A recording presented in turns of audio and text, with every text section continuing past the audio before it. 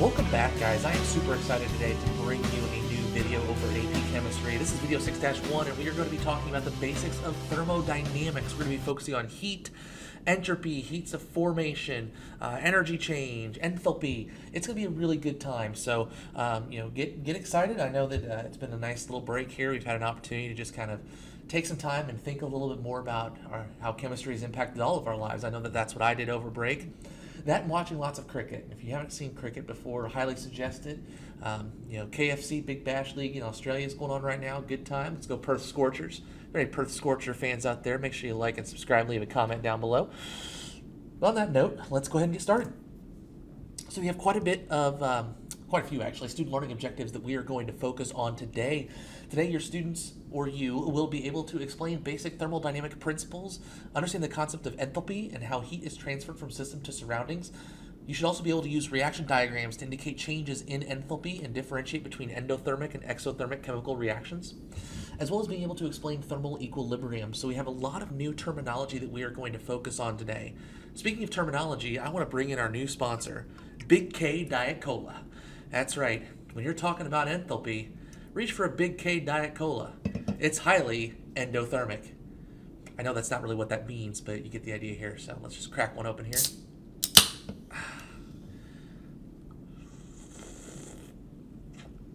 Oh yeah, it's refreshing. All right, let's get started. So when we talk about thermodynamics, thermodynamics is just simply the study of energy and its transformations. That is, how does energy transfer from the system to the surroundings, how it transfers in different forms. You know that there's thermal energy and kinetic energy, potential energy. Energy itself is the ability to do work. Now, we're not going to focus so much on the physical aspect of this, but more about how this looks in a chemical perspective. Heat is just the transfer of energy from one system to another. So when you touch something that is cold, it feels cold because heat is leaving your body and going to the system that is cold. It's going to the object that you are touching. If something feels warm, it's because heat is being transferred into your body from the object. Now, in reality, it's very difficult to keep track of energy transfer because so many different things are in contact with one another and so many different things transfer heat. So it really is not very realistic. However, when we do look at these things, we have to define a couple key things. The first being the system. And the system is always what we are looking at, whether it be a desk, a person, a beaker. We have to look and define what our system is. Everything else is known as the surroundings. So when we typically look at heat and energy transfer, we're really only looking at one particular source. Now again, it's not very realistic because there are so many different things that are transferring heat to one another that it can be relatively difficult to keep track of. Now, systems can be open. If it's an open system, matter and energy can be transferred. A closed system where only energy transfers, and that's one we're primarily going to be looking at. Or what's known as an isolated system where nothing can transfer. Now, that's not very realistic because nothing is perfect in terms of an insulation. So there's really not anything that can not transfer not transfer energy or transfer matter. So we'll primarily look at closed and possibly even some open systems. Now, a couple things to keep in mind here, talking about laws of thermodynamics. We'll talk about all three eventually, but just for this unit, we're really going to focus on the first, and that is energy is conserved. Any energy that is lost by the system is gained by the surroundings and vice versa. So whatever energy is lost from the system is immediately gained by the surroundings. Okay? If there's an endothermic reaction, then the system absorbs heat. Okay? It's going to feel cold because it's taking heat from the environment into the system.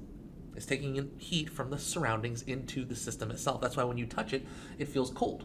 That's because your hand is acting as the surroundings and the beaker is the system. So you really need to think about why these things are cold. How is that energy being transferred? Exothermic reactions are going to feel hot because the system loses heat to the environment. Heat is being transferred from the beaker to your hand, which is why it feels hot. Now we measure this by using temperature because temperature is a measure of kinetic energy, and so a change in temperature refers to a gain or loss of heat. So again, keep in mind that exothermic loses heat, so it's going to feel hot. Endothermic absorbs heat, which is going to feel cold. Another thing we need to take a look at when we start thinking about changes in energy is we need to look at solution formation. Now, when some solutions are formed, they can actually feel hot or cold, and that's going to depend on how much energy is spent to break the solute and solvent and how much energy is needed to form the bonds. So we need to think about the strength of those forces. We're learning a little bit about this in Chem 2 right now.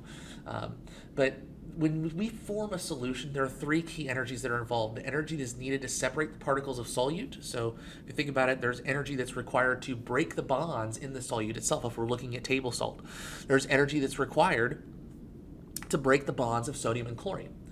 There's energy needed to separate the particles of solvent. So as the solution forms, the particles that are in there, the water molecules, have to separate as well in order to make room for this solute. And then lastly, there's energy needed to form the bonds between the particles and the solute to make up the solution. So for example, if something is exothermic, then the energy needed to separate the particles of solute and solvent is going to be less than the energy that's needed to form the bonds between the particles of the solvent and solute to make the solution. Okay? That would result in an exothermic reaction. Endothermic would mean that it requires more energy to break the bonds between the solute and solvent than it does to make the bonds of the solution itself. So just a couple things to think about. That they can be endo or exothermic depending on the strength of the forces in solution formation.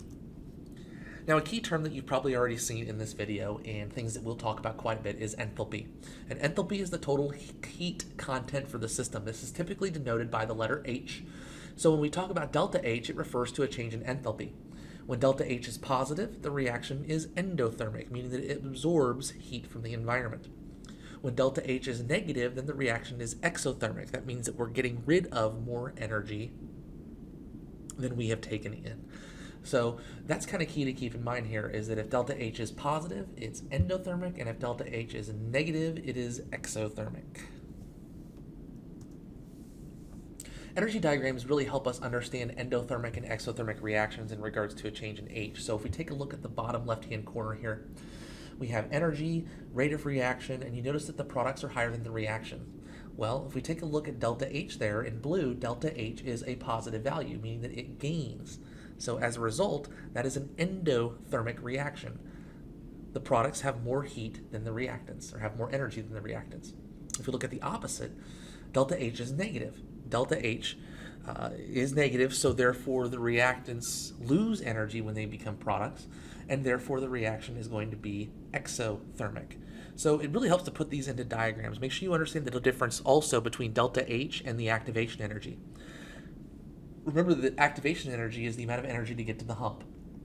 The delta H, or the change in enthalpy, is just simply the difference between the reactants and the products. Positive if the products are higher, and negative if the products are lower. Last couple things we're going to talk about are heat transfer and equilibrium. Now, warmer bodies typically have greater kinetic energy than cooler ones. Makes sense, right? Because they're, well, warmer. Collisions between these particles transfer energy from warm to cold bodies. This is called heat transfer. So as warmer objects move faster, they collide with cooler particles. The energy is then transferred from the warmer particles to the cooler particles until something called thermal equilibrium occurs. And this occurs when the temperature of the system is the same as the surroundings. This implies that the average kinetic energies of the both are the same. So it's just like if you were to take ice cubes and you were to put them into water. Eventually, the ice cube is going to melt and there will be thermal equilibrium. All of the water, even though at one point one part was solid and one part was liquid, will eventually become the same temperature. That is known as thermal equilibrium, and the kinetic energy of those molecules are going to be the same throughout the entire solution. I should say the average kinetic energy, because, well, you know how it is. All right, so again, our goal today is just to understand some basic concepts that are related to equilibrium. So hopefully you got the student learning objectives for today. I hope everybody had a great break. I'm really excited to continue on this year and, get the rest of this AP stuff done. So hope you guys had a great day. We will talk to you later. Make sure you like, subscribe, and leave a comment down below. Bye, guys. Have a good day.